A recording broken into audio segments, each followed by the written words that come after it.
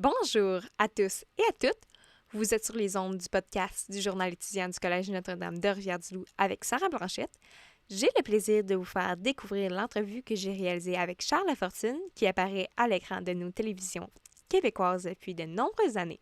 Il nous fait découvrir son univers sur son métier de producteur, animateur et anciennement acteur. Si vous voulez aller découvrir l'entrevue en version écrite, vous pouvez aller consulter l'article sur notre site web dans la section intitulée Entrevue. Par la même occasion, vous pourrez y retrouver un panel d'entrevues réalisées par les membres du journal. Sur ce, je vous souhaite une bonne écoute.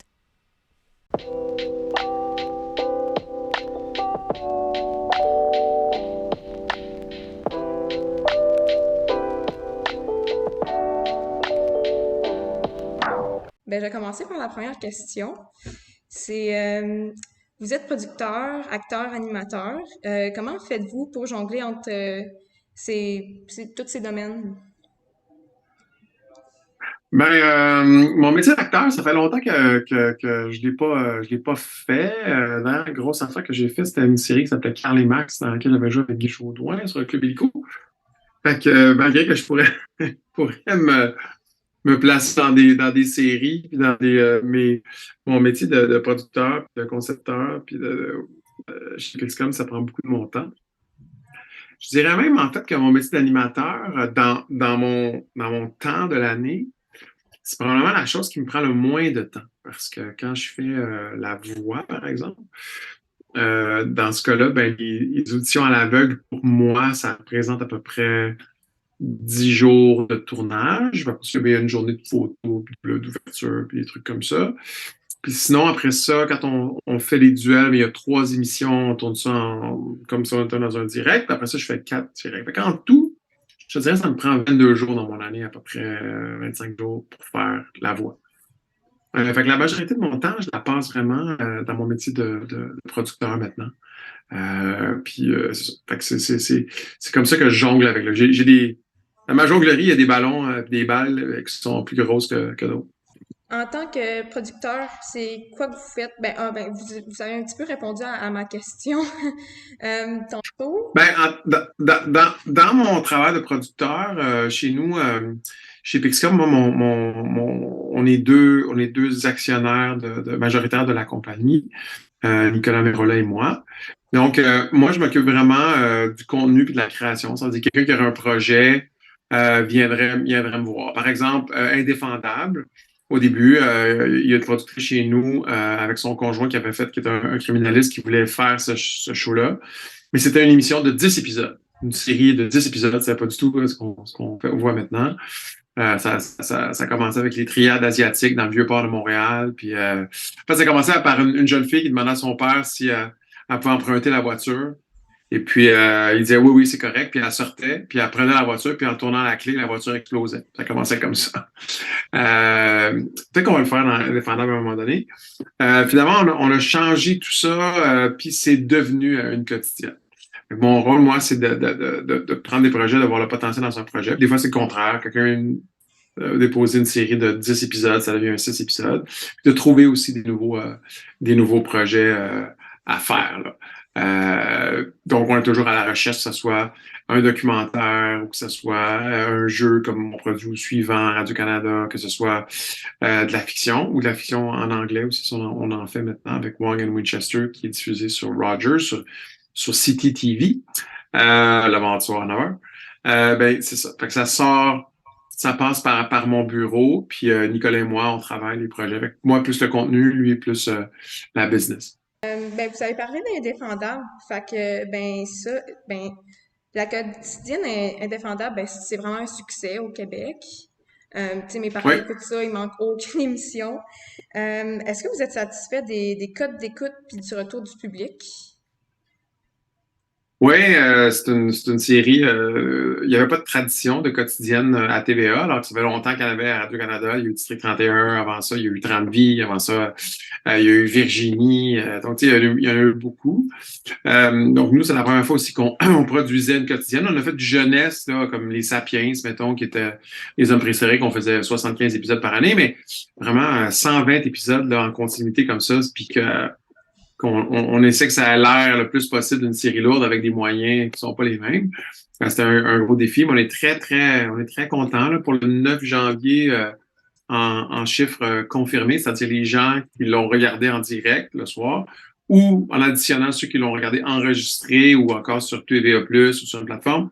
On est arrivé à une moyenne de la semaine à 1 580 000 téléspectateurs, ce qui en fait la troisième émission la plus écoutée de toute la télévision, puis la deuxième fiction la plus écoutée de toute la télévision. Là, je dirais que la première, c'est La Voix, mais même je pense que le 9, La Voix n'était pas commencée, fait que je pense que ça va être comme la deuxième émission la plus écoutée. Puis bizarrement, la première, c'est Stat, mais on est très proche de nous. On est à tous les jours là, à peu près à 80, 100 000 téléspectateurs, là, puis on gruge. Fait qu'on on est très contents. Nous autres, c'est bien meilleur. C'est important, nous autres, c'est bien meilleur. Oui. Ça. Ça fait environ 10 ans que vous animez La Voix chaque dimanche en début d'année. Pourquoi est-ce que vous Oui. êtes tout le temps de retour à La Voix? Est-ce qu'on peut dire qu'il y a une sorte d'attachement à l'émission La Voix pour accepter à chaque saison d'être l'animateur? Mais moi, La Voix, je trouve que c'est un format qui est tout à fait original. C'est sûr que maintenant, ça fait 10 ans, mais un show où les gens sont choisis non pas par leur physique, leur âge, leur couleur de peau, etc., juste par leur voix. Puis après ça, l'idée que la personne qui veut entrer dans la voix, si plus qu'une personne qui veut la choisir, c'est elle qui va décider dans quelle équipe elle va aller. Donc, c'est elle qui a le gros bout du bâton. Ça, je trouve qu'il y a quelque chose de très... C'est un beau concept simple, mais il fallait y penser. Sinon, ben, c'est une émission qui célèbre le talent. Fait que ça, c'est beau. Il n'y a pas de... c'est pas une émission qui est basée sur la stratégie d'élimination. C'est pas un jeu de survie, là. En tête de reality show.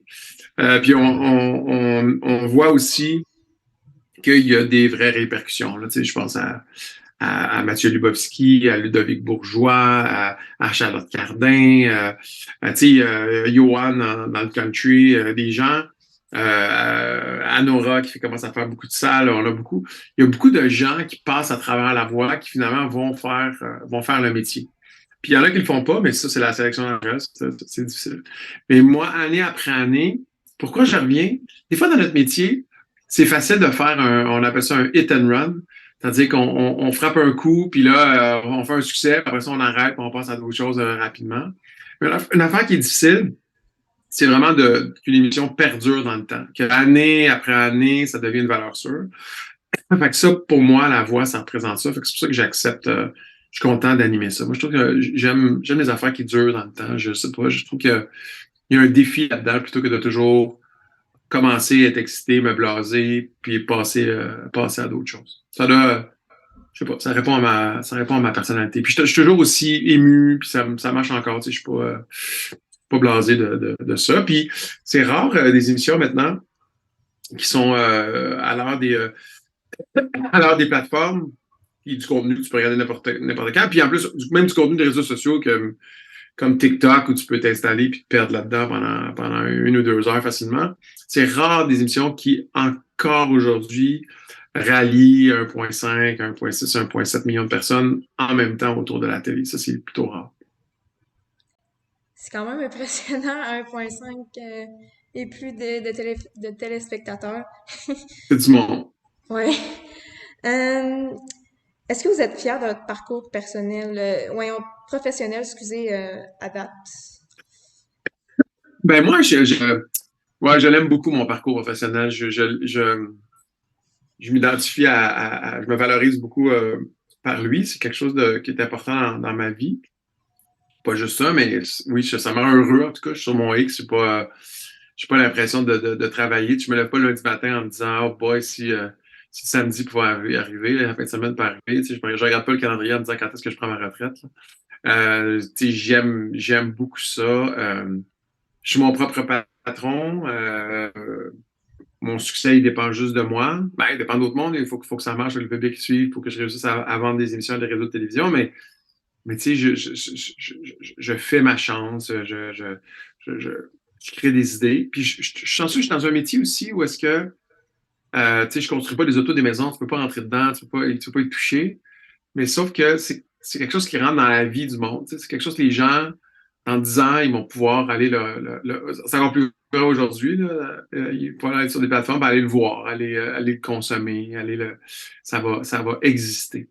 Fait que ouais, je suis content de mon parcours. Fait c'est le fun parce que c'est pas tout le monde qui peut dire ça. Euh, Non, c'est ça, c'est vrai, ça garde jeune, je sais pas. Depuis que vous avez commencé à faire de la télé, est-ce qu'il y a un projet, une émission, une série, etc., qui vous a marqué? Puis si oui, ben pourquoi? Ben, moi, c'est sûr que j'ai commencé dans une série qui était une série adolescente qui s'appelait Watatata, qui joue encore, c'est drôle, ça joue sur UniTV. Là. Ça fait que des fois, il y a des reprises de ça, tu sais, c'est même pas en 16-9. Mais là, je pense qu'ils l'ont transformé là, pour que ça soit avant, c'était comme carré. En l'image, il y avait des bandes noires à côté, mais là, ils l'ont stretché. Ce qui est bizarre, c'est que des fois, j'ai du monde qui m'en parle encore. Tu sais, je sais pas quel âge ont tes parents, mais tu sais, si on en bas de 50 ans, ils ont écouté ça quand ils étaient adolescents. Fait que moi, des fois, ça me fait capoter. Je suis comme, my God, je suis.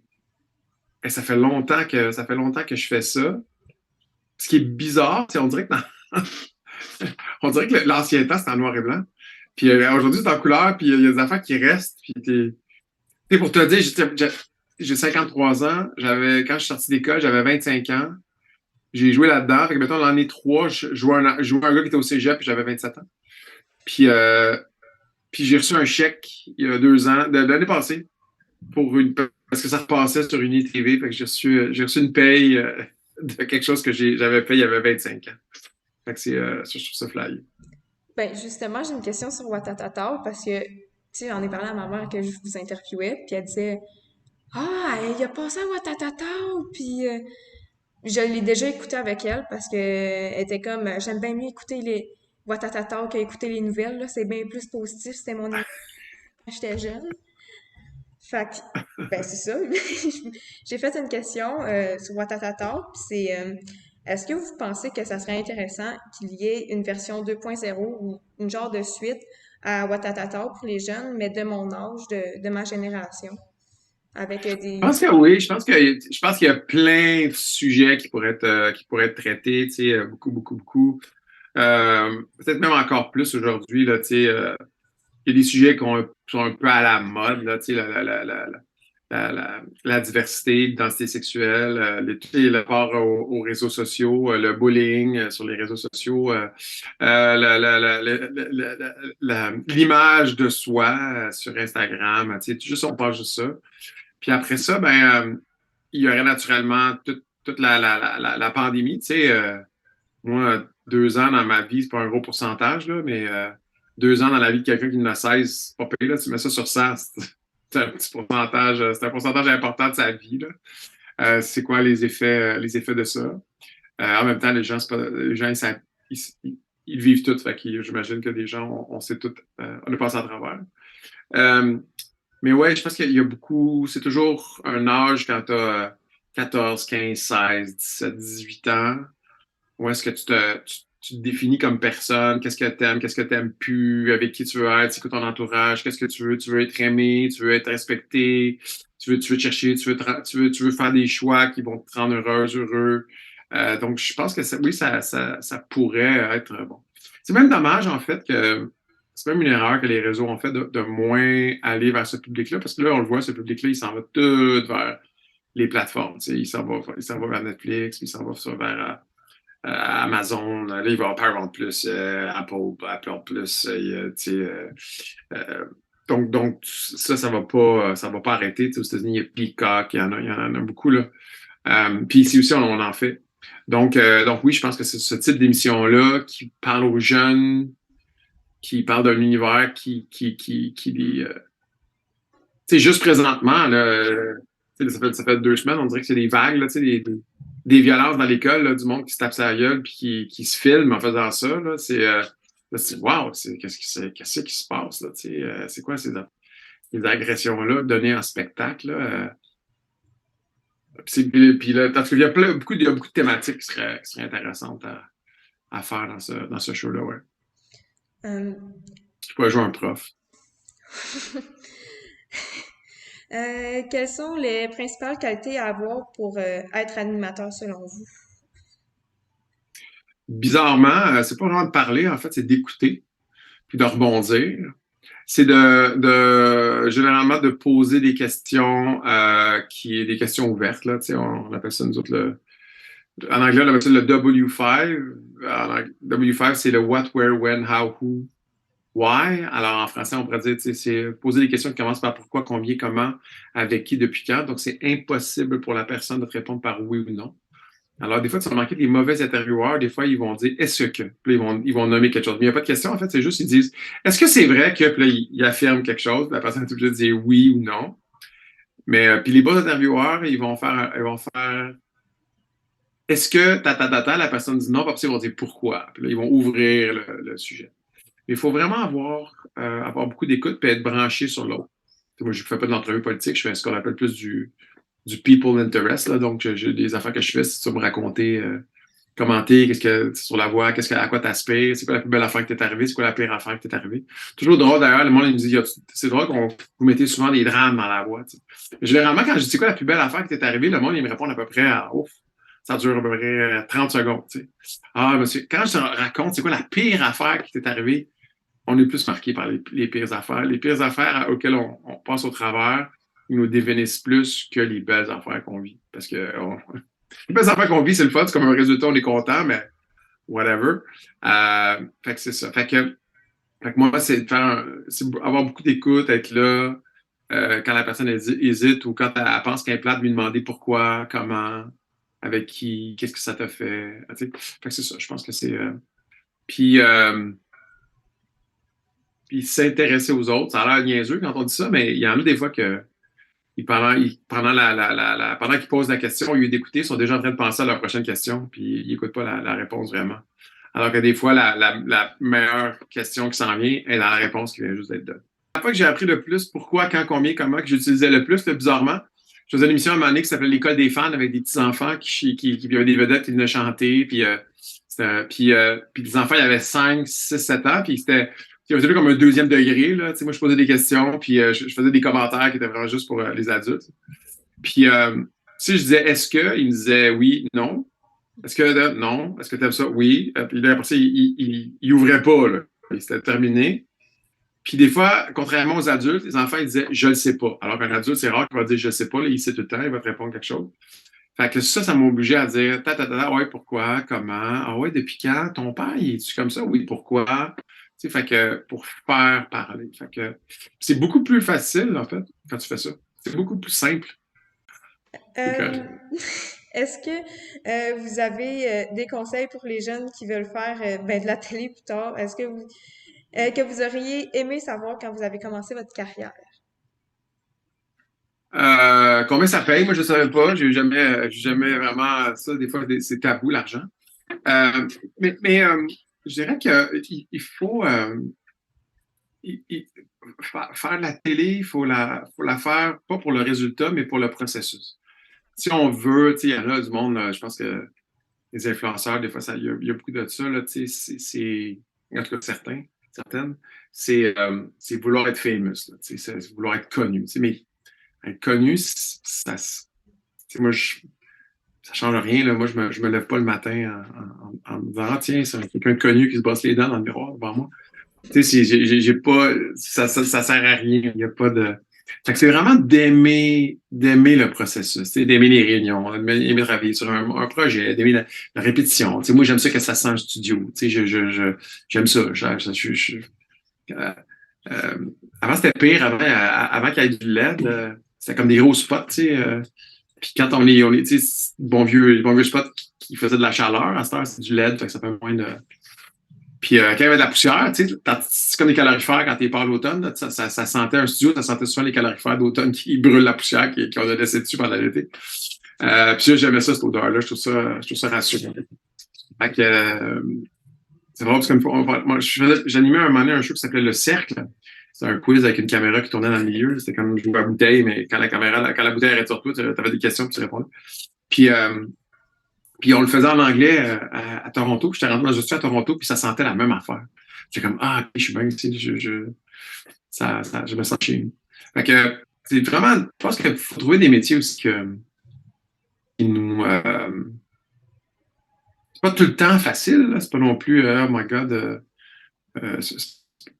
c'est difficile, mais quelque chose, tu sais, quand tu te lèves et tu as le goût de le faire. Il y a quelque chose, moi, dans mon métier, c'est ça. Je suis encore excité de voir une nouvelle émission passer à la télé et me dire, waouh, on a fait ça.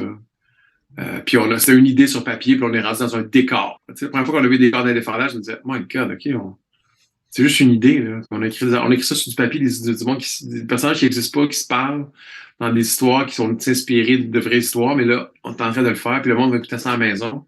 Puis on va les enrager, les faire pleurer, puis tout ça, c'est faux. Là, mais quelque chose de magique là-dedans. Fait que je suis encore émerveillé par ça. Puis aussi, avec le temps, il y a quelque chose qui est. Tu sais, moi, j'ai étudié avec Martin David, Peters, que tu connais,